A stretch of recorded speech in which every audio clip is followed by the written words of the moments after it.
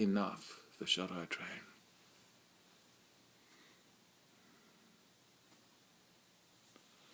We are not nearly enough.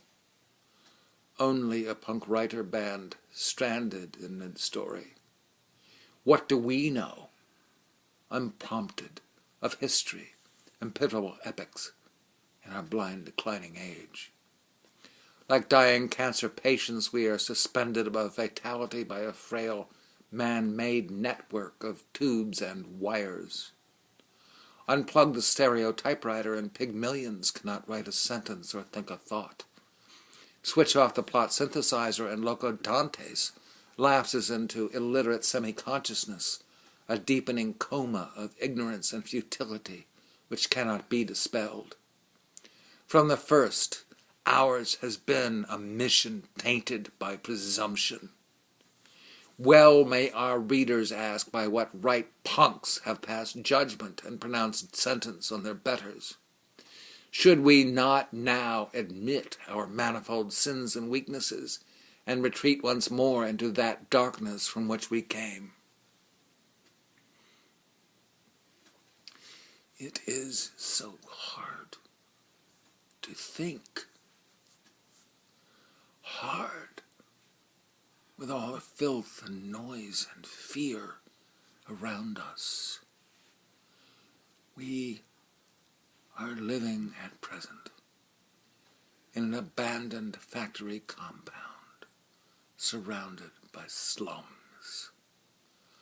Our courtyard is paved with cement, and deep in the sea of city noise gives rise to a circular current of clamor. Bottles break unseen against one brick building face and then against another. Siren wails carom off windows, climb in urgent spirals to silence. Obscenities eddy, recede, repeat. The sounds spin round, long playing record of the city. We are the needle, riding the grooves, running our race on the soundtrack, race against time. And coming on and gaining fast and breathing down our necks is doubt of what we are and do.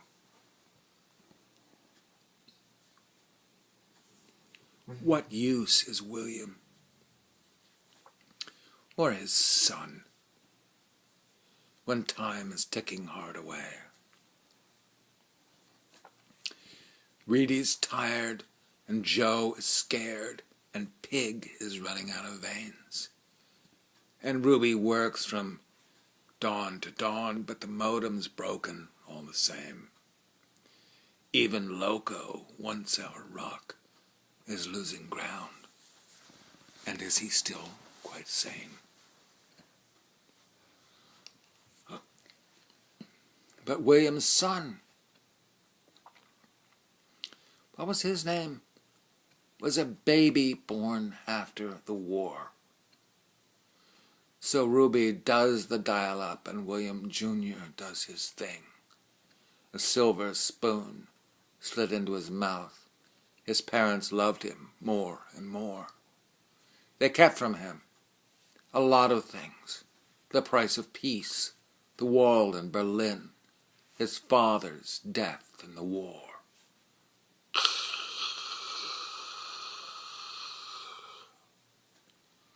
Reset.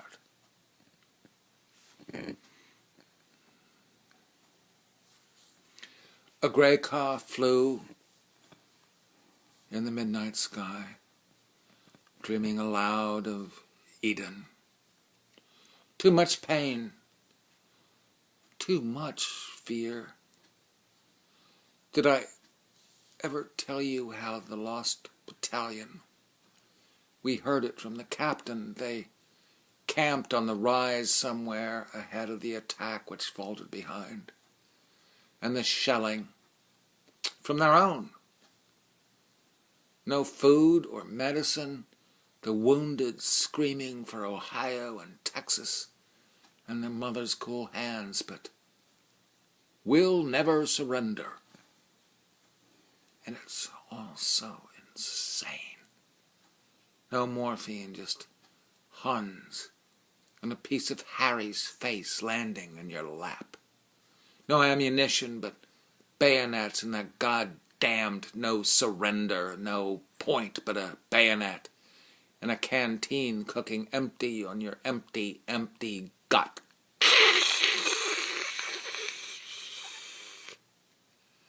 Cannot execute.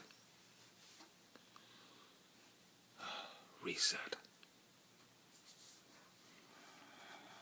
Ruby does the dial-up, and William Jr. was never in Camden, waiting in vain for Dr. Dream, where the strung-out vets and welfare rats are always ready to cut your throat. What can you do to stall them? He never learned or heard the sickening confessions. In Nam one time, this was a free fire zone, killing everything that moved. This little gook chick, she was cherry, but there was 5 of us. And then a magazine load in her belly, and we ain't no heroes coming home. Just horsed up ammunition factories waiting to explode. It's all a free fire. Zzz. Cannot execute. Reset. Ruby does the dial-up. But where is Dr. Dream? Not in the 20s, not at all, where William Jr. went to school. On parallaxophone, it's Reedy Weeks, and New York City was party time. The stocks went up while Weimar did its best to keep from going down. And William Jr. never heard the firefights in Chicago or the Valentine My Lai. But he was there the day the stocks fell down, and he wore the same jacket till the patches were patched, and he feared for his father's pride. And it was to have been Choate. But in high school instead he held hands with the daughters of welders and Micks, and they wouldn't let him touch them there. So he wasn't a man when he joined the Marines on the 8th of December in 41. But they gave him a rifle anyway, him and the other American boys. Was Dr. Dream at Guadalcanal, where William Jr. became a man? Did he watch that little bastard fool as he murdered a dozen Japs? But maybe it was the malaria, the mosquitoes, and 100 degrees. It can drive a man mad, even a fool, and the lies are lied afterwards.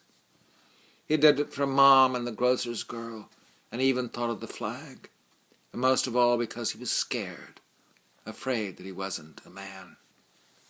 Come, Dr. Dream, and tell him the truth, that his family wasn't his own. Read him the book that his sire wrote. Teach him the sins of man. Show him the future he fought to protect. Incheon and Selma, Chicago, Detroit, and Quezon. Bring him to Camden, instruct him in doubt, and keep him from marrying Fran. At the wedding, Joe Kay, on microphone, shouts as loud as he can at the past. Don't make such vows, don't repeople the earth, or we are the fruit of your loins. Can't you read, can't you see? It's all a big rip, and Hiroshima's fore and behind. Don't toast her in bed, don't give her your seed, don't love her and give her a child. I'm warning you, we're the Shuteye Train, and we'll do what we have to do. Calling Dr. Dream. We are living for now in a desolate place, in a slum in Camden Town. The great wings are gone, their colors washed out, and Loco is going insane. Our modem's no good, our story's a mess. Please help us to find our way. Dr. Dream, the Shuteye Train is dying on its knees, waiting waiting for one word, one bite, one bit of faith from you.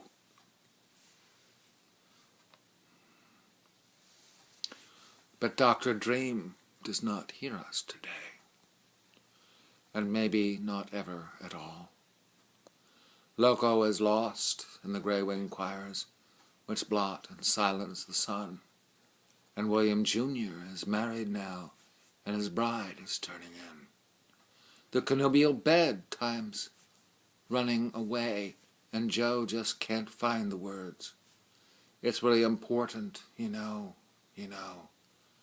Don't you see what we have to do? It's you or the boomer. It's like, the end. And we are the ones who write with guns. So close your eyes and say goodbye. It's time for Shuteye. Blammer.